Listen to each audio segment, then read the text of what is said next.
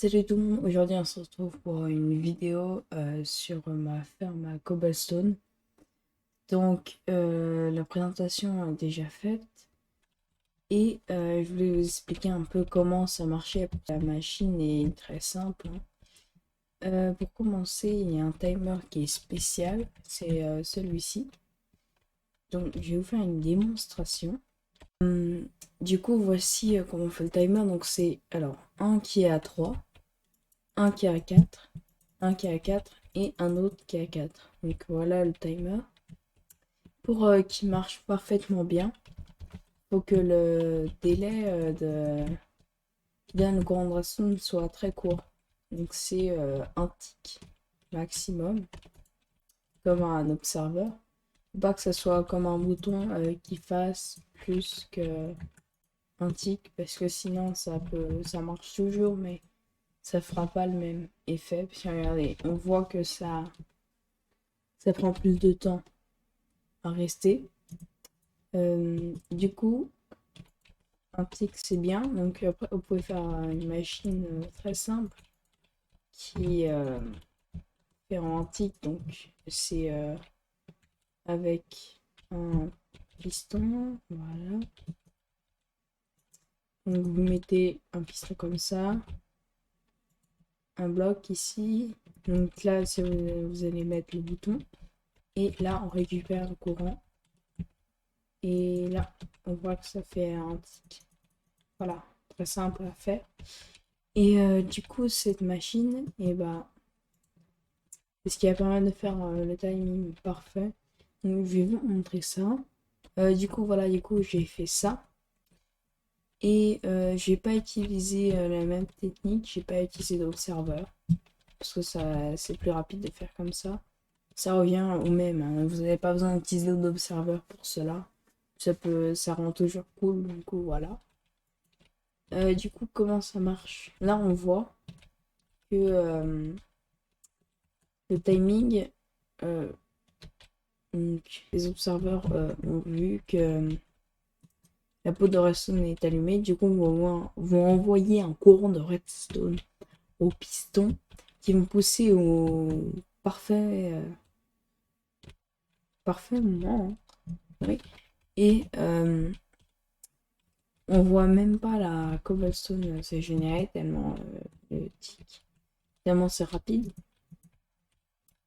Et bah du coup voilà. Donc ça c'est comment fonctionnaient les générateurs à cobblestone. Après c'est les mêmes les deux, hein. Juste, il y a juste besoin de faire un copier-coller, hein, clairement. Euh, donc après ça c'est pas très compliqué à faire. C'est quand ils voient qu'il y a la cobblestone qui bouge, bah, ils envoient encore en bastone et ça pousse et tout ça. Donc là c'est la même. Donc ici, on voit qu'il n'y a pas il manque des pistons, c'est fait exprès. C'est pour donner un effet comme ça. On ne voit pas très bien, mais c'est un peu un effet tuile. Oui, j'ai remarqué que ça ressemble à une tuile. Et donc, une chose très importante, c'est le timing. Donc, pourquoi j'ai mis ça ici? C'est pour quand le piston va bouger, ça va envoyer encore un redstone à ce piston collant qui va soit pousser vers le haut, du coup ça va envoyer un courant de redstone, ça va faire glisser la TNT vers le milieu, ou soit ça va le faire rétracter mais pas envoyer un courant de redstone.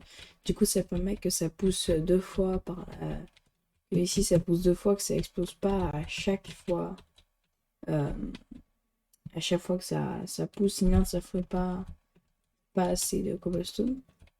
Du coup, là, le timing est vraiment très important. Je vais vous expliquer pourquoi. Parce qu'en fait, alors, on remarque que si je fais slash tick freeze et qu'on fait step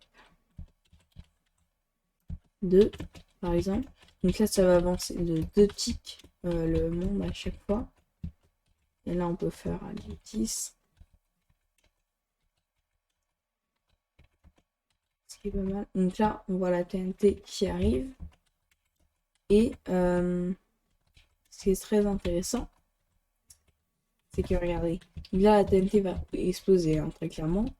Et le piston bouge à ce moment-là et va faire pousser tous ces pistons-là. Donc les deux, il faut bien qu'ils bougent en même temps.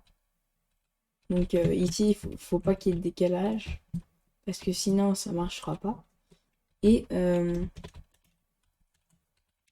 donc là, voilà, vous voyez, la TNT vient d'exploser. Mon jeu rame. Là, il vient juste de ramer parce que va y avoir va y avoir une explosion. Donc la TNT explose en même temps que les blocs bougent. Donc ça veut dire que voilà. Donc la TNT va exploser vraiment à ce moment-là pendant que les blocs bougent. Et ça, c'est une particularité car ça enlève toute la résistance des blocs. Parce que, on va faire une expérience. Voilà, ça c'est notre expérience. Donc ce que je vais faire, c'est que du coup là, mes, euh, mes blocs ne vont pas bouger du tout. Et je vais faire exploser une TNT bien au milieu, ici. Summon TNT. Voilà. Donc là, on voit que ça a envoyé, que ça a enlevé que une couche, mais à peine. Alors que ce que je vais faire là, c'est que je vais directement pousser la cobblestone en même temps que je vais faire exploser la TNT. Du coup, bah, on va utiliser le slash freeze. Donc on va faire ça. On va pousser ça. Donc, slash tick step 1. Là, c'est en train de bouger. Et là, on voit que ça bouge. Hein. Et on va faire slash summon TNT. Donc là, ça va exploser. Et donc là, on va voir que ça va exploser en même temps là. Hop, vous voyez, ça a enlevé 3 couches de plus. Donc, voilà. Donc comparé à l'autre, c'est énorme. Et c'est un avantage qui est bien parce que la TNT parfois pouvait se bloquer et du coup faire tout exploser. Donc c'est pour ça aussi que j'ai mis l'endstone. C'est une protection en plus qui est utile. Et bon, c'est pas obligé. Vous pouvez aussi mettre de l'obsidienne, mais c'est pas obligé. Et juste quelques fois, il y a de la cobblestone qui reste ici, qui reste coincée. Ça, on peut rien y faire. C'est pas très grave. Le plupart étant, c'est juste 16 de cobblestone. C'est pas énorme. Là, regardez. Donc là, vous voyez, c'était 16 de cobblestone. Là, parfois, il y a aussi le bassin. On va appeler ça un bassin. Qui récupère la cobblestone. Et il y en a aussi qui tombent là. Alors, c'est très simple, là, ce qu'il faut faire. C'est juste agrandir ce bassin ici. Pour que, quand, là, vous voyez, quand la cobblestone tombe, bah, elle tombe directement dans l'eau et pas sur le bord. Du coup, bon, ça, c'est pas ce que je vous ai expliqué, c'est que c'est directement un piston qui pousse pour.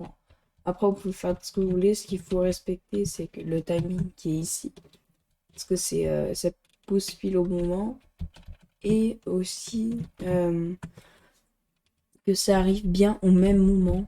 Le courant sonne là. Et là, comme ça, les deux trucs sont poussés en même temps. Et comme ça, il n'y a pas besoin de faire deux TNT.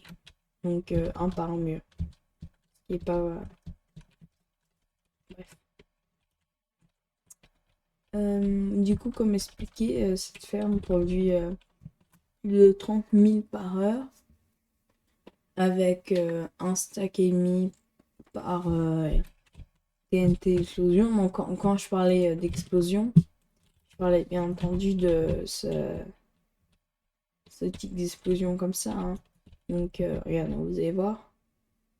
Donc là, oui. Donc là, vous voyez, faire très attention quand on démarre. Hein. Voilà, ça va, mais Bon là bien sûr il y en a eu plus parce qu'en fait ce qui s'est passé c'est que la cobblestone en fait c'est généré directement après mais n'a pas laissé la TNT revenir encore. Et il faut faire très attention quand vous arrêtez cette ferme. Quelquefois ça m'est arrivé. Hop, oui j'arrête. Là ça va encore. Mais qu'il y en avait qui dépassaient et du coup ça pouvait casser la machine. Et la machine du coup ne marchait plus parce qu'en fait ça pouvait toujours marcher. Mais vous voyez ici c'est des blocs qui restent en fait.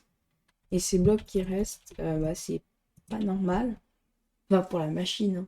Moi je sais pourquoi ils restent, mais vous avez compris pourquoi. Parce qu'en fait parfois la TNT n'explosait pas assez rapidement et du coup les blocs continuaient à venir comme ça. Et du coup, ils se bloquaient, les pistons se bloquaient. Et du coup, la seule chose qui pouvait pousser les blocs, bah, du coup, c'était rien. À moins des pistons ici, du coup, ce qu'ils faisaient, c'est que ça poussait vers les blocs qui restaient. Donc, qui étaient bloqués, qui ne pouvaient pas être poussés vers le bas. L'attendre que la TNT explose. Du coup, ça pouvait arriver quelques fois. Mais bon. Là, maintenant, ça marche plus parce que la TNT explose directement quand ça bouge. Et ça enlève vraiment beaucoup de problèmes qui pouvaient arriver. Mais parce qu'avant, j'avais pas fait un système comme ça qui explosait pile quand ça bougeait. J'avais fait un système qui explosait au hasard. Maintenant, c'est mieux. Et voilà, vous voyez, il y en a encore là. Enfin, celui que j'avais posé, je crois. Et bah, c'est tout du coup. Voilà, je vous souhaite une bonne soirée ou journée. Et au revoir et à bientôt, j'espère.